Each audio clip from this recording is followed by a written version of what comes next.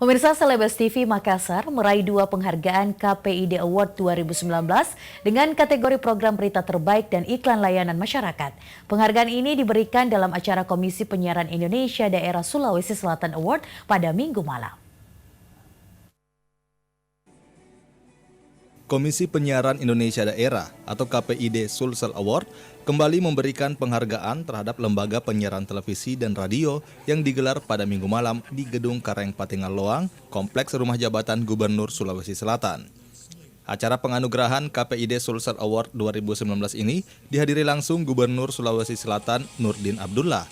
Sebanyak 12 penghargaan diberikan kepada lembaga penyiaran TV dan radio yang ada di Sulawesi Selatan.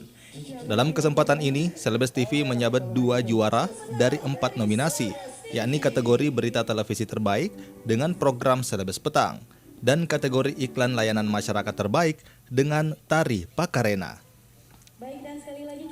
Program Selebes Petang keluar sebagai juara kategori berita televisi terbaik setelah menyisihkan 2 televisi nasional berjaringan.